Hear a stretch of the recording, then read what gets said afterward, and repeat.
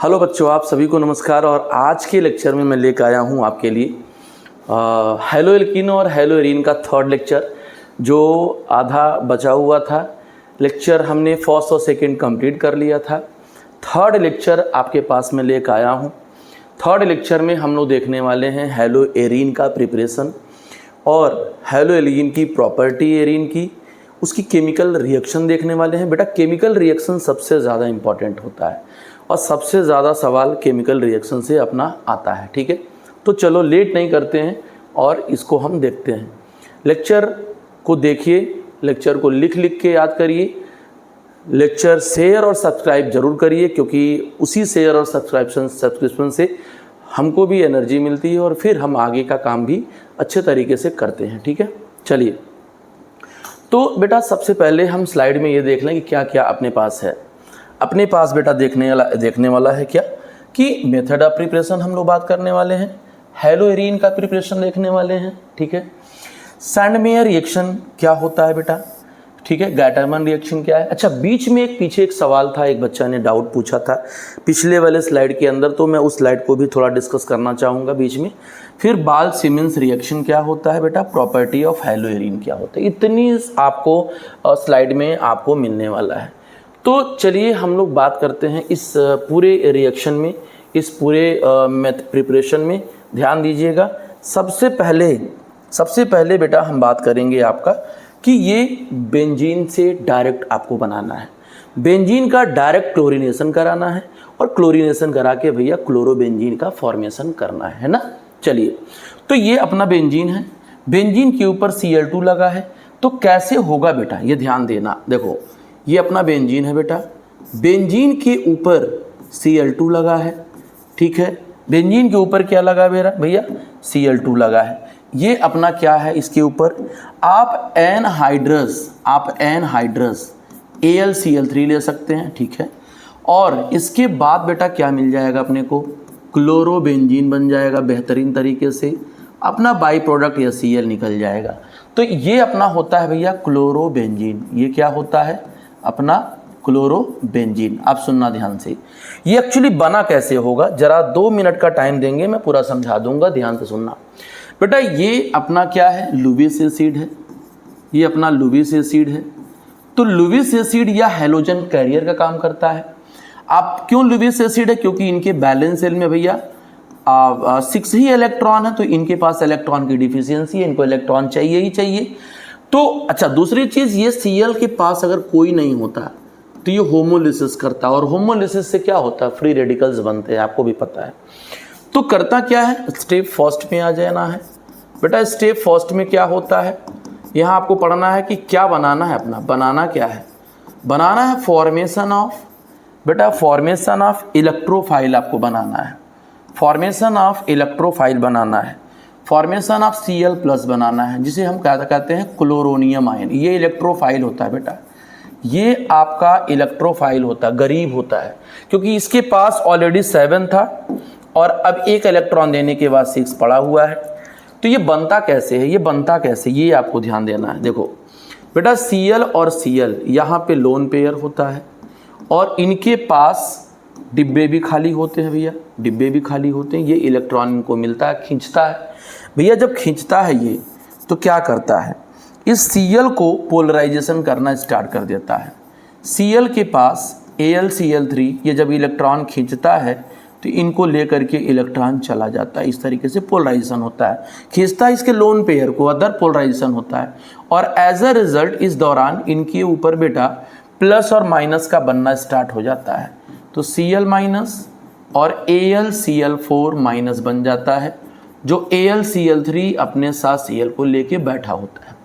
और ये होता है बेटा इलेक्ट्रोफाइल, गरीब, और इसे कहते हैं भैया क्लोरोनियम आयन। क्या कहते हैं, ये क्लोरोनियम आयन होता है बेटा। क्या होता है, ये इलेक्ट्रोफाइल होता है। तो इस इलेक्ट्रोफाइल को हम क्या कराएंगे, रिंग को देंगे। रिंग क्या कहता है कि मेरे पास भाई इलेक्ट्रॉन है और मैं चाहूँ तो इलेक्ट्रोफाइल को इलेक्ट्रॉन दे सकता हूँ। तो क्या होगा, attack of Cl+ on ring. Ring का मतलब क्या, बेंजीन रिंग। ठीक है, तो Cl का जब अटैक कराएगा, तो अब एक बार देख लीजिए जरा ध्यान से क्या होने वाला है। होने ये वाला है कि सारे बॉन्ड पोलर हैं बेटा, सारे बॉन्ड पोलर हैं, राइट, सारे बॉन्ड पोलर हैं। ये सॉरी sp2 हाइब्रिडाइजेशन है सारे कार्बन का, क्योंकि प्लेनर है। तो आपका जो बॉन्ड होगा वो कहीं भी शिफ्ट करा दो, यहाँ चाहे यहाँ, और जैसे ही इस पे माइनस शिफ्ट होगा ये Cl को अटैक करना स्टार्ट कर लेगा। ठीक है, बॉन्ड का टूटना आपको भी पता स्लो होता है भाई साहब, रेट डिटरमाइनिंग होता है, रेट को डिसाइड करता है। अच्छा, जब ये बॉन्ड बनाएगा तो क्या करेगा, बॉन्ड बनाते समय ये करेगा यूँ कि यहाँ पे अब अपना इस जगह पे यहाँ पे H आ जाएगा और Cl आ जाएगा और ये प्लस बन जाएगा। अब ये था अच्छा खासा बेंजीन, और बेंजीन जो होता है वो आपको पता ही है कि एरोमेटिक होता है।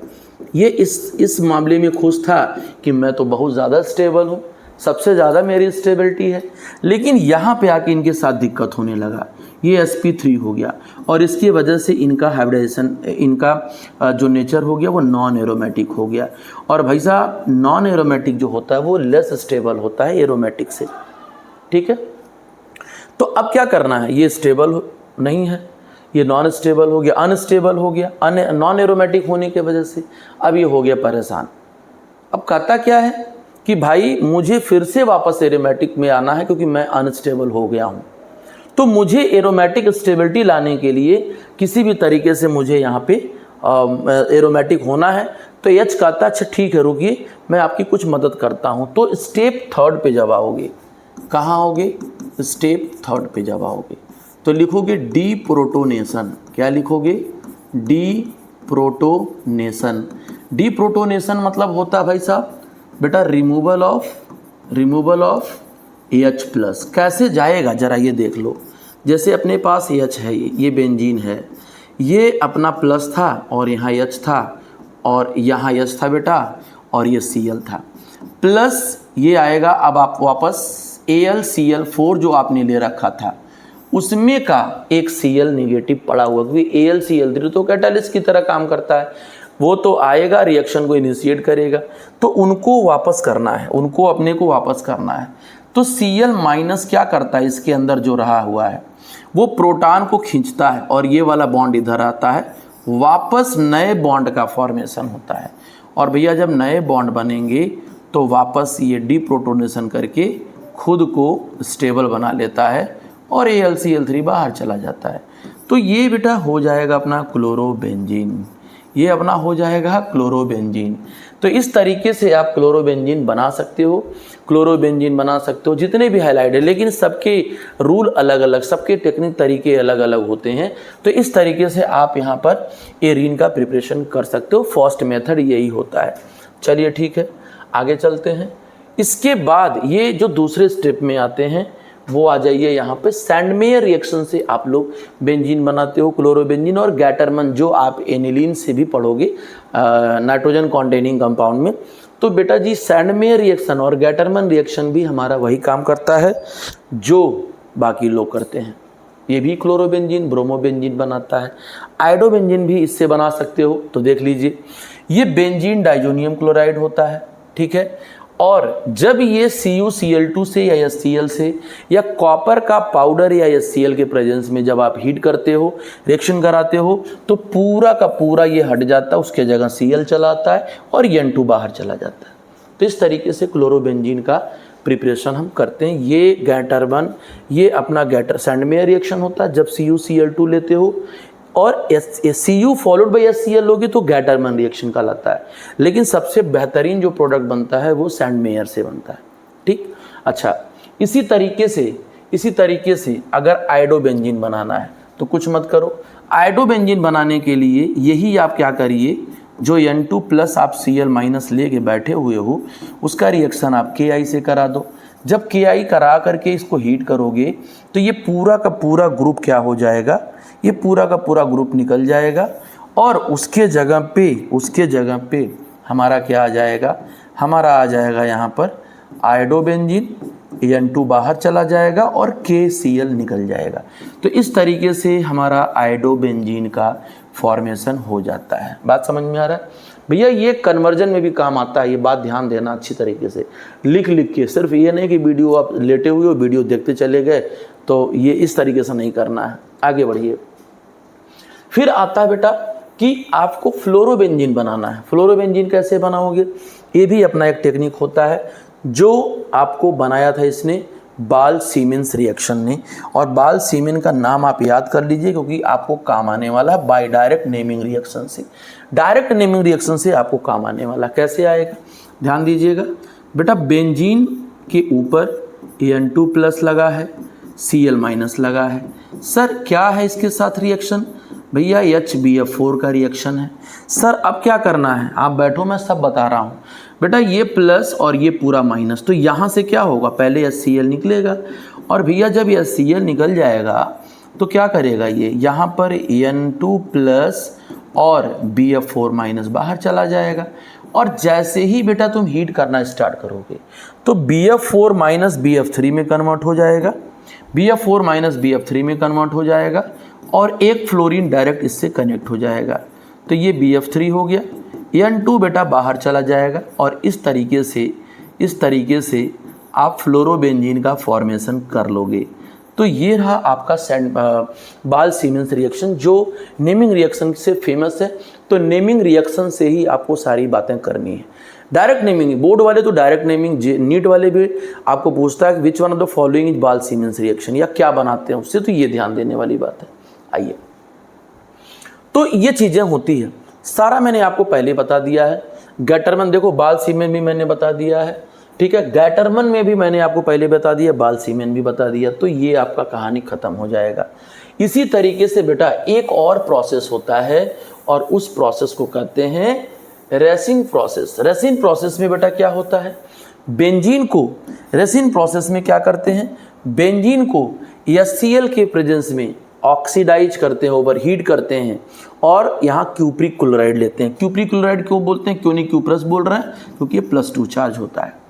तो ये क्या करता है, एक H यहाँ से तुम्हारा क्या होगा, एक H यहाँ से निकलेगा, एक H यहाँ से निकलेगा, एक H तुम्हारा यहाँ पे मिल जाएगा, तो 2H और 1 ऑक्सीजन, हाफ O2 है ना, 2H और 1 ऑक्सीजन पानी बना देगा, और क्लोरोबेंजीन का फॉर्मेशन डायरेक्ट हो जाएगा, ठीक है ना। तो ये रहा रेसिन प्रोसेस। नेमिंग से भैया याद कर लेना, बड़ा काम की बातें हैं।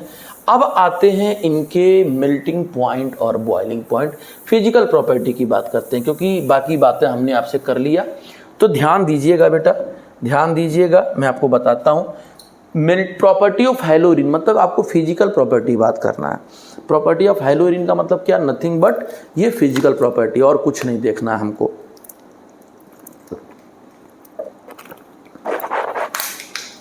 ठीक है, चलिए। तो क्या कहता है, boiling point of monohalobenzene which is are liquid following order. क्या कह रहा है, बॉइलिंग पॉइंट किस ऑर्डर में होना चाहिए, भैया बॉइलिंग पॉइंट जो होना चाहिए आयोडोबेंजीन का ज़्यादा, फिर ब्रोमोबेंजीन का, फिर क्लोरोबेंजीन। क्यों, क्योंकि मास डिपेंडेंट होता है। बड़ा बेहतरीन बात है इसके अंदर, क्योंकि मास डिपेंडेंट होता है। तो बेंजीन तो सब में कॉमन है, बेंजीन तो सब में कॉमन है, बेंजीन आयोडोबेंजीन में भी है, क्लोरोबेंजीन में भी है, ब्रोमोबेंजीन है, लेकिन मास आयोडीन का ज़्यादा होता है।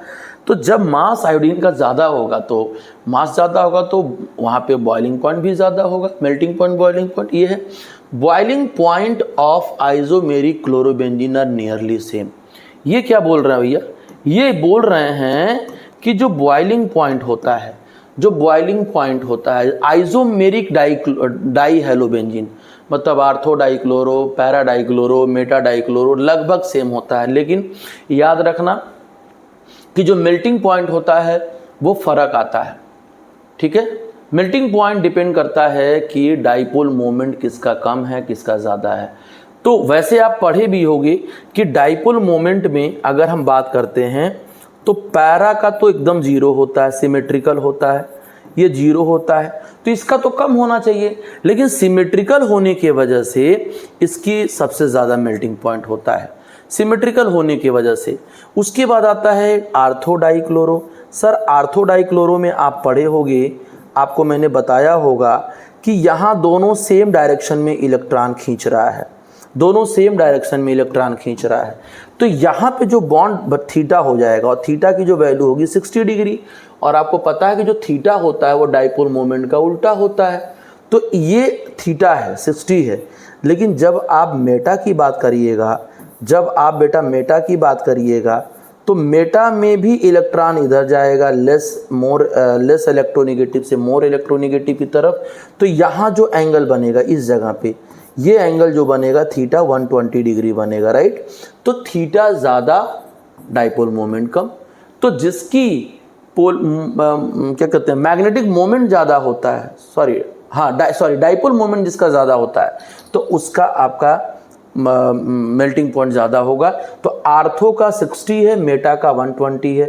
60 कम है तो डाइपोल मोमेंट सबसे ज़्यादा होगा, तो ये पोलैरिटी यहाँ पे ज़्यादा दिखाई देगी और ये मेटा है। इसीलिए पैरा में तो अलग बात है, पैरा तो सिमेट्री होने के वजह से होता है, तो सिमेट्रिकल होने के वजह से पैरा की मेल्टिंग पॉइंट ज़्यादा होती है आर्थो से और सबसे कम मेटा का होता है, क्योंकि इसमें थीटा अपना 60 डिग्री होता है, ये तो 0 डिग्री होता है, लेकिन सिमेट्री होने की वजह से लैटिस क्रिस्टल में फिट हो जाता है।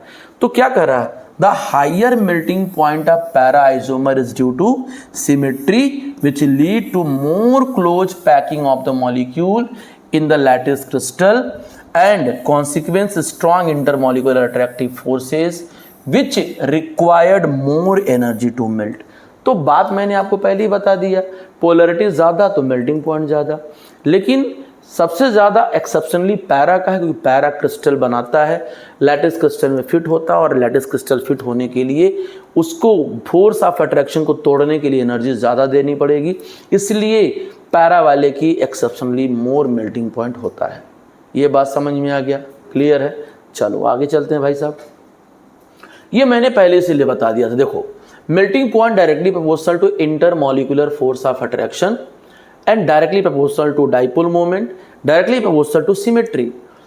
तो ये देखो, ये आर्थो डाइक्लोरोबेंजीन है 60 degree, meta dichlorobenzene 120 degree, para dichlorobenzene 180 degree. तो बेटा डाइपोल मोमेंट जो होता है, सबसे पहले ये देखो सिमेट्री कहाँ है, डोमिनेटिंग कैरेक्टर होता है, तो सिमेट्री के वजह से लैटिस क्रिस्टल में फिट होता है, तो ये अपना पैरा वाला पहले आ जाएगा सिमेट्री की वजह से। दूसरी बात हम लोग करेंगे कि dipole moment inversely proportional to theta, theta जिसका कम डाइपोल मोमेंट ज़्यादा, डाइपोल मोमेंट अगर ज़्यादा तो पोलैरिटी ज़्यादा और पोलैरिटी अगर ज़्यादा तो मेल्टिंग पॉइंट ज़्यादा। तो अब हम ये तो पहले ही आ जाएगा सिमेट्री की वजह से, लेकिन इन दोनों की जब बात करोगे, देखो बोर्ड में भी पूछा हुआ बात है, ये ध्यान देना, ये बोर्ड में भी आया हुआ सवाल है, आता भी है, आएगा भी, ये गारंटी मैं देता हूँ आपको। तो इन दोनों में भी जब आप देखोगे तो यहाँ थीटा कम डाइपोल मोमेंट ज़्यादा, थीटा ज़्यादा डाइपोल मोमेंट कम, मतलब ये ज़्यादा पोलर है, ortho is more polar than meta, इसीलिए पोलैरिटी ज़्यादा तो मेल्टिंग पॉइंट ज़्यादा। तो रिजल्ट क्या लिखोगे, पैरा का ज़्यादा आर्थो से, सबसे कम क्या होता है मेल्टिंग पॉइंट मेटा का होता है। तो ये बात मुझे लगता है कि समझ में आ गया होगा, समझ में आएगा। अगर आपको अच्छा लगता है, समझ में आता है, मुझे सारी लेक्चर आप अगर समझ रहे हो, हाँ कोई डाउट आता है तो आप मुझे सजेस्ट बता सकते हो कि सर यहाँ डाउट है, वीडियो से रिलेटेड कोई सजेशन भी आप है आपके पास तो आप सजेशन भी दे सकते हो, लेकिन लेक्चर में कोई डाउट आता है तो आप मुझसे पूछ सकते हो कमेंट बॉक्स में, ठीक। आगे चलते हैं, सॉल्युबिलिटी पे बात करते हैं। बेटा सॉल्युबिलिटी क्या होता है भाई, सॉल्युबिलिटी तो आपको भी पता है कि हाइड्रोजन बॉन्डिंग एक बहुत बड़ा रिस्पॉन्सिबल फैक्टर होता है सॉल्युबिलिटी को डिसाइड करने के लिए। तो सॉल्युबिलिटी को डिसाइड करना है तो हाइड्रोजन बॉन्डिंग लेके चलना होगा आपको। तो बोलोगे सर हाइड्रोजन बॉन्डिंग क्या हेलोएरिन बनाता है, तो भाई उनके मुंह पे बोलना कि नहीं बनाएगा, क्योंकि हेलोएरिन में बहुत बड़ा एक प्रॉब्लम है कि बड़ा सा बेंजीन रिंग है, बेंजीन रिंग है, इसमें हाइड्रोजन बॉन्ड बनाने के चांसेस नहीं होते हैं। और आपको भी पता है कि लाइक डिसॉल्व लाइफ का फंडा होता है, सॉल्युबल पोलर पोलर में सॉल्युबल होता है, नॉन पोलर में सॉल्युबल है। भैया फंडा वही यहाँ लगा लेना है। क्लोरोबेंजीन हाइड्रोजन बॉन्ड नहीं बनाएगा पानी में जाने के बाद, इसलिए पानी में नहीं घुलेगा, लेकिन हाँ ये कहाँ डिज़ोल्व होगा, ये ऑर्गेनिक सॉल्वेंट में डिज़ोल्व हो सकता है। ऑर्गेनिक सॉल्वेंट का मतलब बेंजीन में आप घोलना चाहो तो घोल सकते हो, बेंजीन भी ऑर्गेनिक, क्लोरोबेंजीन भी ऑर्गेनिक, लेकिन पानी में बेटा कतई नहीं घुलेगा। क्यों? क्योंकि पानी के अंदर इनसॉल्युबिलिटी इसलिए दे रहा है क्योंकि उसके पास हाइड्रोजन बॉन्डिंग का फंडा होता ही नहीं है। तो ये कहानी है। हाँ, शुगर वगैरह है, यूरिया है, ये ऑर्गेनिक होते हुए पानी के साथ हाइड्रोजन बॉन्ड बनाते हैं, इसलिए वो घुलते हैं, अदरवाइज ये तो नहीं करेंगे। हाँ, बेंजीन में डिजॉल्व हो जाएगा, टॉल्यूइन में डिजॉल्व हो जाएगा, ठीक है, क्योंकि ये सारे लोग नॉन पोलर होते हैं, तो वो सॉल्युबिलिटी दिखाएगा वहाँ। बात समझ में आ रही है? आगे बढ़ते हैं बेटा। इसके बाद आते हैं भैया डेंसिटी। डेंसिटी में क्या आपको मैंने बताया था कि haloarene are all heavier than water and their densities the order iodo. अभी वही सेम बात है ना, आयोडीन, Br और क्लोरो। मास ज़्यादा तो डेंसिटी ज़्यादा, डेंसिटी ज़्यादा उसका होगा ही होगा। बाकी तो बेंजीन तीनों में कॉमन है, यहाँ भी बेंजीन है, यहाँ भी बेंजीन है, तो आई का मास ज़्यादा होगा तो डेंसिटी इसका ज़्यादा होगा। इसीलिए इनका जो सीक्वेंस होगा वो आयोडोबेंजीन होगा, ब्रोमोबेंजीन होगा और अपना क्लोरोबेंजीन। फिनाइल का मतलब वही होता है, फिनाइल का मतलब ये होता है बेटा। तो यहाँ पे मैं आयोडीन लगा देता हूँ, यहाँ पे मैं Br लगा देता हूँ, ठीक है, यहाँ पे मैं अपना Cl लगा देता हूँ। तो इस तरीके से देखने को मिल जाता है, ठीक है, समझ में आ गया। चलिए आगे बढ़ते हैं, आगे बढ़ते हैं, लेट नहीं करना है, ठीक है। तो ध्यान दीजिएगा, यहाँ पे मैं आगे बढ़ा हूँ। अब आ जाइए अपना कि एक इसमें और आता है केमिकल प्रॉपर्टी। हम बात करते हैं कि केमिकल प्रॉपर्टी क्या होता है। सबसे पहली बात होती है कि क्लोरोबेंजीन जो होता है वो इनर्ट होता है एक्वस सोडियम हाइड्रोक्साइड का रूम टेम्परेचर पे। भाई क्लोरोबेंजीन में Cl भी न्यूक्लियोफाइल है और कोई अदर भी न्यूक्लियोफाइल आएगा तो बेंजीन भी आपका एक तरह से न्यूक्लियोफिलिक सेंटर माना जाता है।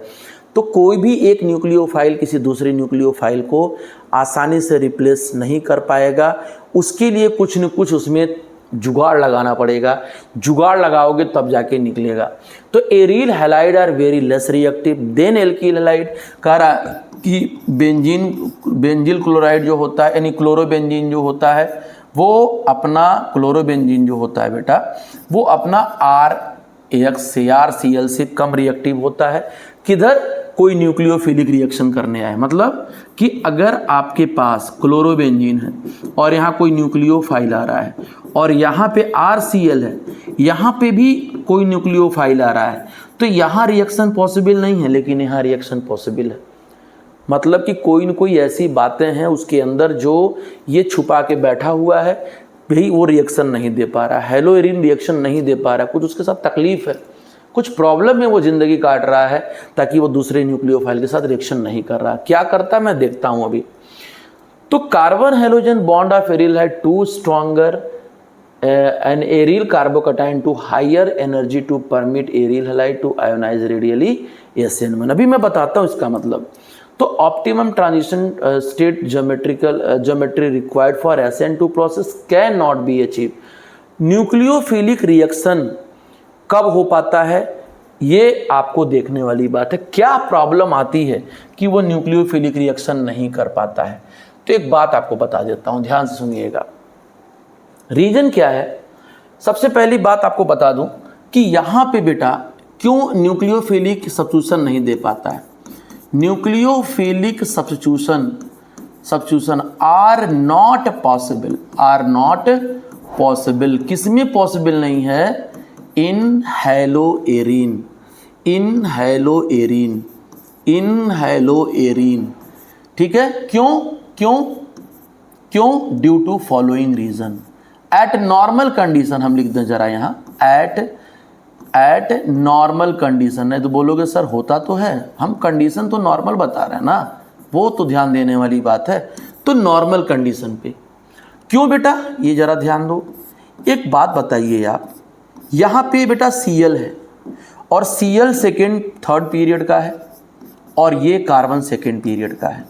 भैया इनके पास रहा लोन पेयर, तो ये क्लोरीन जो है ना, हाँ उतना इफेक्टिवली तो +R नहीं शो करता जितना फ्लोरीन शो करता है, लेकिन फिलहाल ये -I भी शो करता है और +R भी शो करता है। तो ये अपना लोन पेयर क्या करता है, बहुत ज़्यादा 2p 3p में बहुत कम डिफरेंस है। वही यहाँ Br और आयोडीन होता है ना, तो -I 100% शो करता है। तो ये क्या करता है ना, ये कुछ इस तरीके से खेल कर रहा है।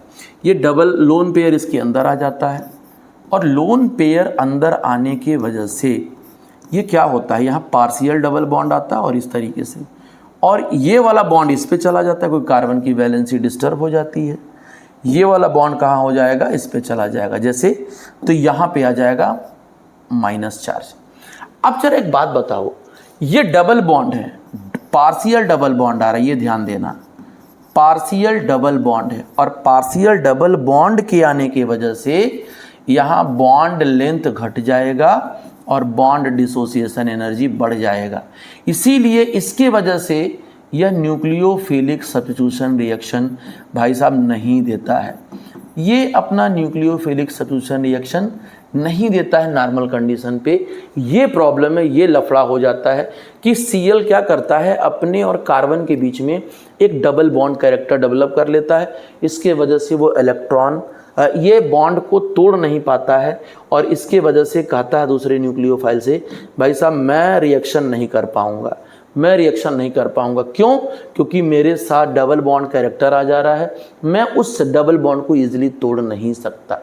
ठीक है, तो ये अच्छा। दूसरी चीज़, ये अगर लोन पेयर शिफ्ट होता है तो आपको पता ही है कि ये Cl जो प्लस दिख रहा है ना बेटा, ठीक है, वो खुद को तो नहीं जाएगा नॉर्मल कंडीशन में, लेकिन वो रिंग को एक्टिवेट कर रहा है, बहुत शानदार तरीके से एक्टिवेट कर रहा है, तो फिर ये इधर जाएगा और आपको पता है कि निगेटिव बॉन्ड की तरफ जाता है, फिर ये आ जाएगा Cl प्लस तो है ही है, यहाँ बेटा क्या हो जाएगा माइनस साइन, और इस तरीके से फिर वापस ये, और ये वापस बॉन्ड इधर चला जाएगा, जो आपने पार्शियल ना बनाइए, फुल बॉन्ड बना लीजिए, क्योंकि पार्शियल तब आता है जब यहाँ पॉजिटिव चार्ज है, तो ये आपका ऐसे बना लेता है, तो वापस जाएगा, और वापस जाने के बाद ना बेटा, वापस जाने के बाद फिर वो ऐसे बॉन्ड बनाता है इस तरीके से, और ओवरऑल जब देखोगे तो बोला ये जाता है कि रिंग को एक्टिवेट कर रहा है आर्थो पैरा पोजीशन पे, खूब ढेर सारा रिंग को एक्टिवेट कर रहा है। इलेक्ट्रॉन भाई, एक तो कार्बन Cl ने ब्लॉक कर दिया, बाकी बचा 5 कार्बन, 5 में से 3 पे निगेटिव और 2 पे प्लस, इसीलिए Cl को यहाँ पर आर्थो पैरा डायरेक्टिंग बोलते हैं, क्योंकि ये आर्थो और पैरा पे बेटा निगेटिव ग्रुप डेवलप कर रहा है, निगेटिव चार्ज डेवलप कर रहा है, इसलिए ऐसा बोलते हैं। ठीक, तो ये रीज़न है ना, ये रीज़न है कि न्यूक्लियोफिलिक सब्स्टिट्यूशन डायरेक्ट नहीं कर सकता है ये, इसके साथ यही प्रॉब्लम है कि न्यूक्लियोफिलिक सब्स्टिट्यूशन रिएक्शन नहीं दे सकता। देगा ऐसा नहीं है नहीं देगा, लेकिन वो तब देगा जब या तो आप उसको हीट करिए, या तो आप उसके साथ कोई इलेक्ट्रॉन खींचने वाला काम कराइए। जैसे ये देखो, ध्यान दो, न्यूक्लियोफिलिक एरोमेटिक सब्स्टिट्यूशन ये नॉर्मल कंडीशन में रिएक्शन नहीं देगा, क्योंकि ये बॉन्ड डेवलप आ रहा था। हाँ, कोई एक ऐसा ग्रुप हो जो रिंग पे लगा हो, चाहे वो आर्थो पे चाहे मेटा पे, पैरा पे, सॉरी आर्थो या पैरा पे, तो इलेक्ट्रॉन अगर खींच रहा है, अगर इलेक्ट्रॉन खींच रहा है, मान लो यहाँ से खींच रहा है इलेक्ट्रॉन, चलो हम खींच रहे हैं, तो अगर ये इलेक्ट्रॉन खींचेगा तो ये वाला बॉन्ड क्या होगा, वीक होने लगेगा, और जब ये बॉन्ड वीक हो जाएगा तो वो रिएक्शन देने की चेंजेस कंडीशन बढ़ने लगेगी, रिएक्टिविटी बढ़ने लगेगी।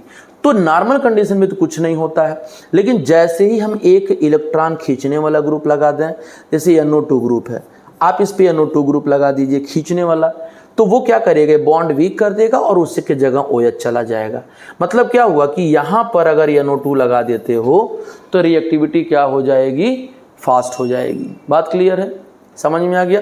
तो इस तरीके से रिएक्शन आपको करना। ये तो एक ग्रुप है, एक NO2 आपने लगाया, फिर भी इससे तो बेहतर है ना, ये ग्रुप ने इलेक्ट्रॉन खींचा। आगे बढ़ते हैं, अगर यही देखो एक कोई ग्रुप नहीं था, नो रिएक्शन, एक NO2 आ गया, थोड़ा सा रिएक्टिविटी बढ़ेगी, 2 आ गया तो और रिएक्टिविटी बढ़ेगी, क्योंकि ये खींचेगा, यहाँ से खींचेगा, कहता भाई हम खींच रहे हैं इलेक्ट्रॉन, तो ये बॉन्ड और वीक हो जाएगा। यहाँ पे क्या होगा, 3 लोग आ गए, तीनों लोग इलेक्ट्रॉन विड्रॉ करेंगे, जब तीनों भी इलेक्ट्रॉन विड्रॉ करेंगे तो बहुत तेजी से खींचेगा, इधर वो तानेगा, इधर ये तानेगा, इधर ये तानेंगे, Cl बेचारे इजीली चले जाएंगे बाहर, तो इसकी रिएक्टिविटी। तो मतलब इलेक्ट्रॉन विड्रॉइंग ग्रुप मुझे चाहिए जो खींचे रिंग से इलेक्ट्रॉन, तो बॉन्ड वीक हो जाएगा, रिएक्टिविटी अच्छी हो जाएगी। इसका R1, इसका R2, R3, R4 तो मैंने बताया था कि R4 की रिएक्टिविटी सबसे अच्छी होती है, सबसे फास्ट होता है, क्योंकि यहाँ पर ये ट्राइनाइट्रोफिनॉल होता है, ये आर्थोनाइट्रो, ये आर्थो पैरानाइट्रो फिनल होता है। सॉरी हाँ फिनॉल होता है। तो इस तरीके से रिएक्टिविटी इनकी होती है। बट वही मैंने बोला ना कि न्यूक्लियोफिलिक रिएक्शन तब देगा सब्स्टिट्यूशन जब कोई ग्रुप लगा हो, हीटिंग इफेक्ट लगा हो, इलेक्ट्रॉन खींचने वाला ग्रुप लगा हो रिंग से, तो ऐसा पॉसिबिलिटी होता है। ठीक है ना। तो ये चीज़ें न्यूक्लियोफिलिक सब्स्टिट्यूशन रिएक्शन में अपने को देखने को मिलता है। ठीक है ना। आगे चलते हैं बेटा, आगे आते हैं। तो ये है। अब दूसरी बात अपना आता है इलेक्ट्रोफिलिक सब्स्टिट्यूशन रिएक्शन का। इलेक्ट्रोफिलिक सब्स्टिट्यूशन रिएक्शन में क्या होता है कि आर्थो पोजीशन पर हम पहले ही आपको बता दिए कि रिंग के अंदर इलेक्ट्रॉन रेजोनेंस के थ्रू आ रहा है Cl का, और वो आर्थो और पैरा पे निगेटिव चार्ज डेवलप कर रहा है। इसीलिए आर्थो और पैरा पे कोई भी इलेक्ट्रोफाइल आएगा वो या तो आर्थो पे जाएगा बेटा या तो पैरा पे जाएगा। आर्थो पे जाएगा तो हिंड्रेंस ज़्यादा होगा, रिपल्सन ज़्यादा होगा, स्टेबिलिटी कम होगी इसलिए माइनर बनेगा। पैरा पे जाएगा तो रिपल्सन कम होगा, स्टेबिलिटी ज़्यादा होगा, इसीलिए वो मेजर बनाएगा। राइट। तो ये बात समझ में आ गया। मतलब कि जितने भी रिएक्शंस क्लोरोबेंजीन में होंगे वो आर्थो पे होंगे और पैरा पे होंगे इलेक्ट्रोफिलिक। जैसे हेलोजिनेशन है, नाइट्रेशन है, सल्फोनेशन है, फ्रिडल-क्राफ्ट एल्काइलेशन, फ्रिडल-क्राफ्ट एसाइलेशन। तो एक एक करके हम लोग रिएक्शन देखते चलते हैं। हेलोजिनेशन में आप जब आओगे तो हेलोजिनेशन में क्या होता है मैंने पहले ही बता दिया है कि ये अपना हेलोजिनेशन है। ये अपना क्या है? हेलोजिनेशन रिएक्शन है। ठीक है बेटा। तो क्या होगा, यहाँ पर Cl है, यहाँ पर अगेन Cl2 आएगा, ये एनहाइड्रस AlCl3, वही Lewis acid halogen carrier chloronium ion बनाता है। तो बेटा क्लोरोनियम आयन जब भी बनेगा तो या तो आर्थो पे जाके लगेगा या तो उसके पैरा पे लगेगा। बेटा मैंने बोला था कि पैरा जो होगा वो मेजर, क्योंकि स्टेबिलिटी ज़्यादा है, रिपल्सन कम है। यहाँ माइनर है, स्टेबिलिटी कम है, रिपल्सन ज़्यादा है, तो माइनर बनेगा। ठीक है। तो ये आपका मैंने बोला था कि लुईस एसिड होता है पहले की तरह। ये आपको इसके साथ मिलके वो Cl+ बनाएगा क्लोरोनियम आयन। देख लीजिए ये Cl का इलेक्ट्रॉन Al खींचता है, तो क्योंकि लुईस एसिड है तो Cl+ ये बॉन्ड हेटेरोडिकली टूटेगा तो Cl पे प्लस एक Cl पे माइनस, तो ये Cl+ AlCl4 बनाएगा। ये क्लोरोनियम आयन उस क्लोरोनियम आयन को रिंग पे अटैक कराते हैं और कराने के बाद आर्थो पैरा बनाते हैं। ये पहले ही आपको मैकेनिज्म में बता चुका हूँ। तो ये क्लोरीनेशन होता है। बेटा रिडक्शन में क्या होता है?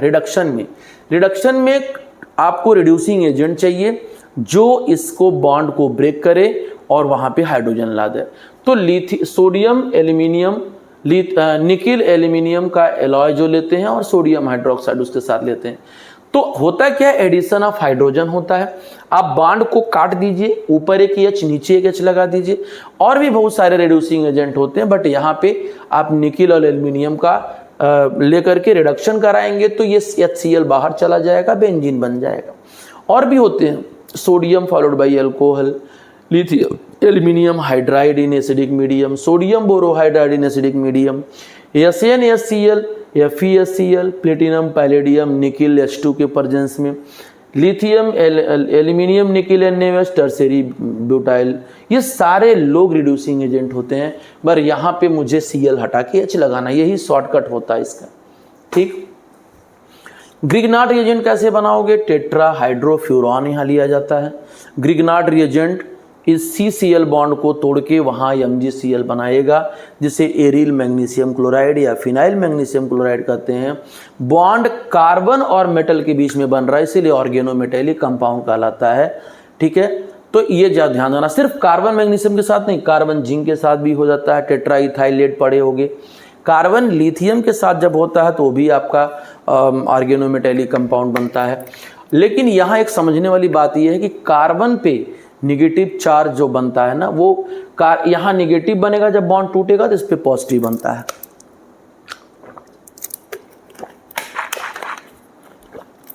ठीक है, समझ में आ गया?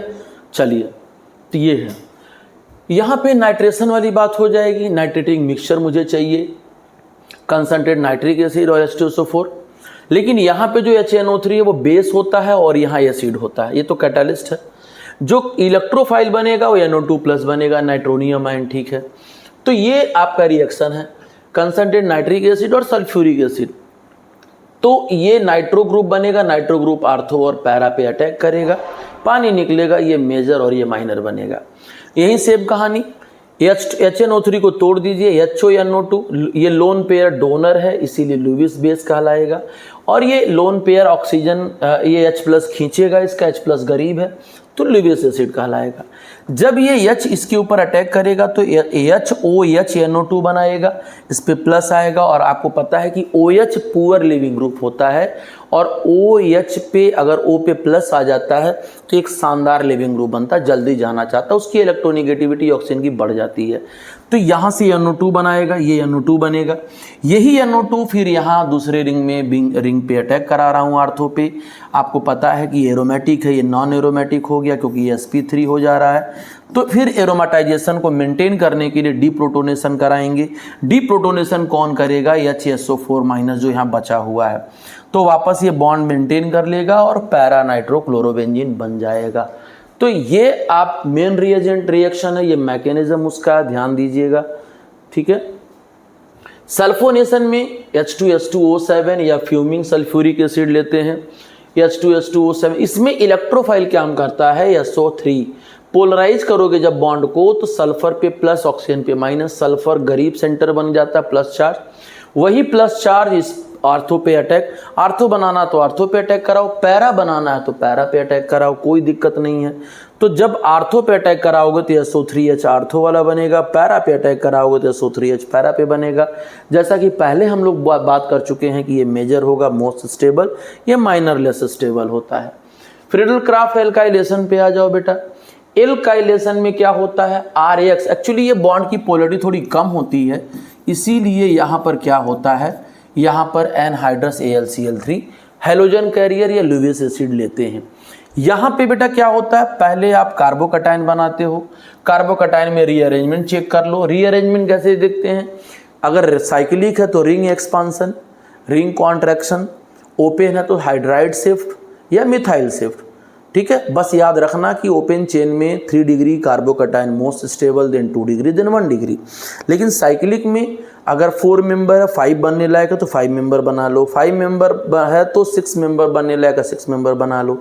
लेकिन 4 से अगर साइक्लोप्रोपीनियम कार्बोकटायन बन रहा है तो साइक्लोप्रोपीनियम कार्बोकटायन बनाना 4 मेंबर से कॉन्ट्रैक्शन करके, क्योंकि उसमें डांसिंग रेजोनेंस होता है, स्टेबिलिटी अच्छी होती है।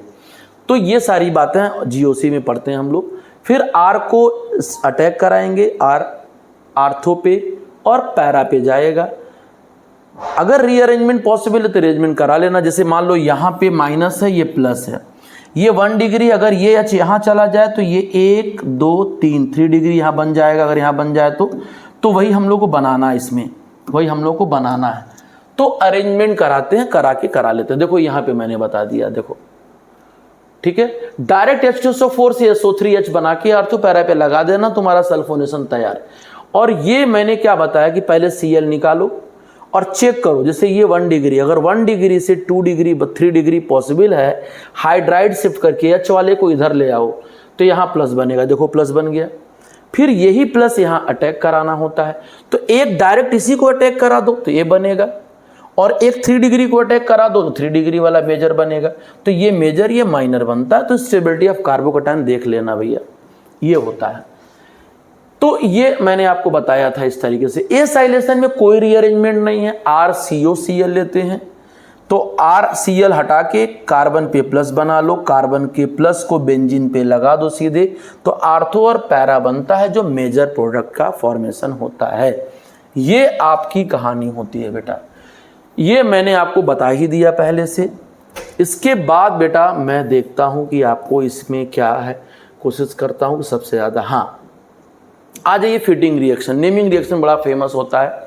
फिटिंग में बेटा दोनों बेंजीन रिंग होगा, ड्राई ईथर होगा, दोनों को हटाएंगे, 2 रिंग को जोड़ देंगे। ड्राई ईथर ऑर्गेनिक सॉल्वेंट होता है, तो डाई फिनाइल का फॉर्मेशन होता है। ये फिटिंग रिएक्शन होता है। ये वुड्स फिटिंग है भाई साहब। एक रिएजेंट वुड्स का लगाना, एक फिटिंग का। मतलब देखो ये मिक्सचर है, ये वुड्स का फिटिंग का है, ये वुड्स का है। ड्राई ईथर आपने लिया ही है, यहाँ से दोनों हटा लीजिएगा और ये आपका बना जाएगा, यानी इथाइल बेंजीन। यहाँ पे आप अगर इथाइल ग्रुप लेते हो तो इथाइल बेंजीन बन जाएगा। ये वुड्स है, प्लेन वुड्स रिएक्शन है, ये अपना फिटिंग रिएक्शन जो पीछे वाला था, और जब एक रिएजेंट इसमें से एक फिटिंग से लेके आओगे तो वुड्स रिएक्शन, ये वुड्स फिटिंग रिएक्शन बनता है। तो बाई नेमिंग रिएक्शन आपको याद कर लेना है। अब डीडीटी कैसे बनता है तो याद रखिएगा, डीडीटी बनाने के लिए क्लोरोबेंजीन अपना लेते हैं बेटा। क्लोरोबेंजीन यहाँ पर 2 मोल ले लेते हैं। बहुत सही, वेरी गुड सर, क्लोरोबेंजीन ले लिया, ठीक है। क्लोरल का मतलब क्या होता है बेटा? क्लोरल का मतलब होता है आपका, क्लोरल का मतलब होता है कि O double bond CH CCl, ठीक है, 1 2 ट्राई क्लोरोइथेनल होता है भाई साहब। हीट करिएगा, H2O निकलेगा, क्योंकि कंसनट्रेट H2SO4 लेके यहाँ डिहाइड्रेटिंग एजेंट लिया जाता है। डिहाइड्रेटिंग एजेंट जब लेंगे आप तो ये क्या करेगा, यहाँ से बेटा पानी निकाल देगा, ठीक है। पानी जब निकालेगा तो ये क्या बना लेगा, आपको दिख रहा होगा कि सर ये तो क्लोरोबेंजीन है ही है, लेकिन ये किससे कनेक्ट हो जाएगा? ये हो जाएगा बेटा दोनों, ये हो जाएगा CH और ये CCl और H2O, ये होता है DDT का फॉर्मेशन, ठीक है। ये देखो, ये अपना पैरा डाइक्लोरोबेंजीन है, 1 ट्राइक्लोरोइथेन, 3 गो Cl है, ये इथेन हो जाएगा, इस पे 2 पैरा डाइक्लोरोबेंजीन है, तो ये अपना DDT होता है, जो इंसेक्टिसाइड के काम में आता है। ये चीज़ें आपको मैंने पूरा आपको बड़े अच्छे तरीके से समझा दिया बेटा। एक सवाल पीछे वाले स्लाइड में एक बच्चे को बड़ा परेशान किया था, उसने बोला कि सर ज़रा इसको पहले बता दीजिएगा तब आगे बढ़िएगा। तो ज़रा मैं उस स्लाइड पे आता हूँ और उनकी ज़रा प्रॉब्लम दूर करता हूँ, फिर आगे हम स्लाइड पे आते हैं।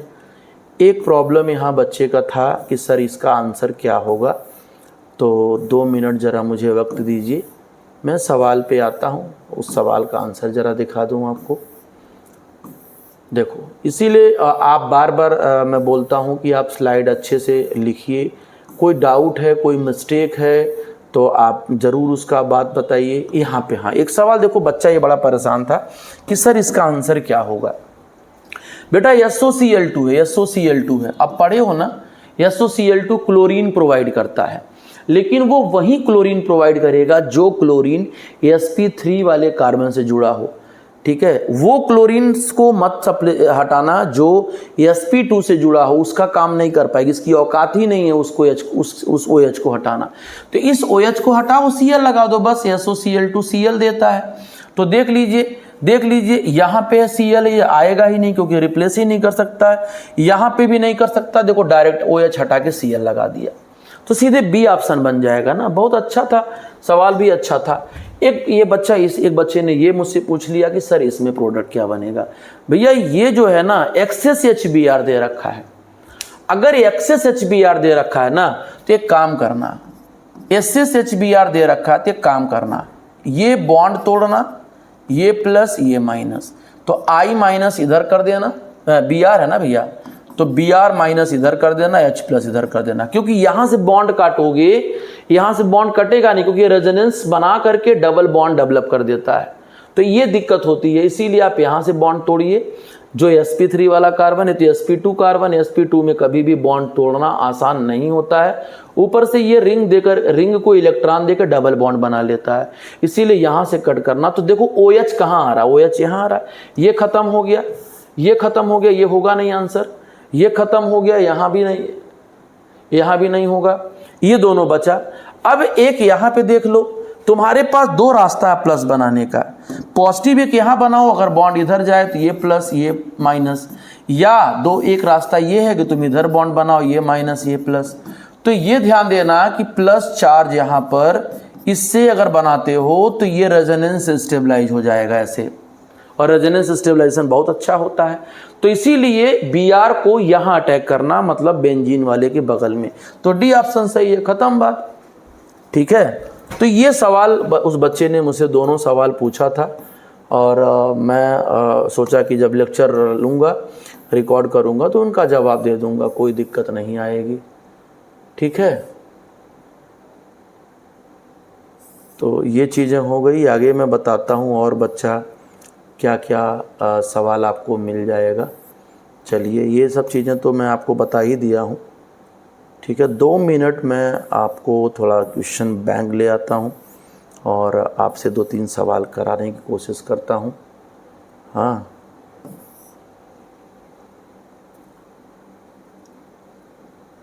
हाँ,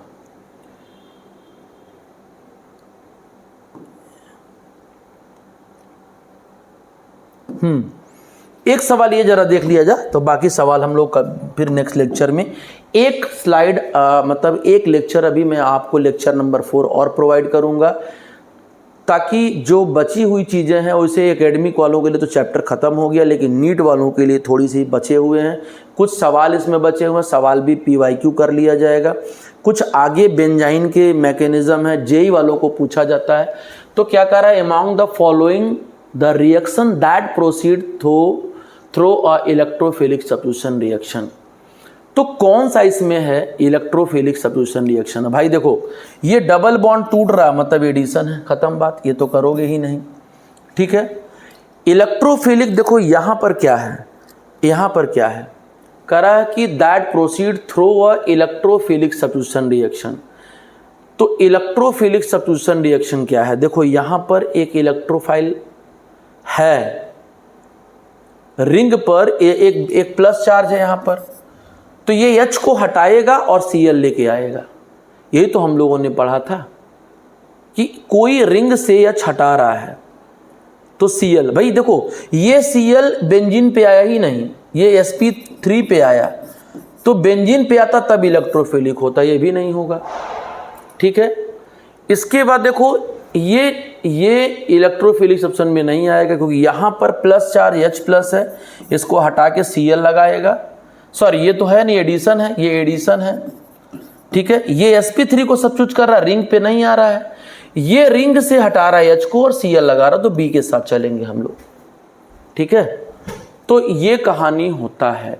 कह रहा carbon atom to which halogen is attach to haloarene can be. भाई बेंजीन के साथ जो हैलोजन अटैच है तो sp2 तो होता ही है, बस खत्म बात, sp2 पे टिक कर दीजिए, हो गया।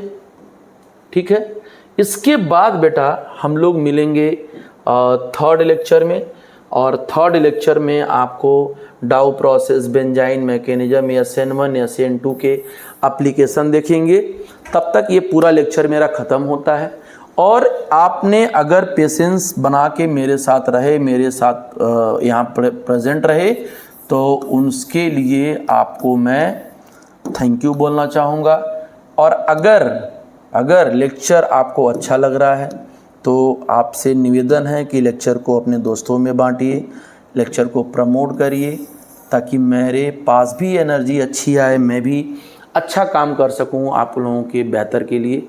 तो चलिए मिलते हैं बेटा अगले लेक्चर में, तब तक के लिए स्वस्थ रहें, सुरक्षित रहें और अपनी मेहनत करते रहें। Thank you.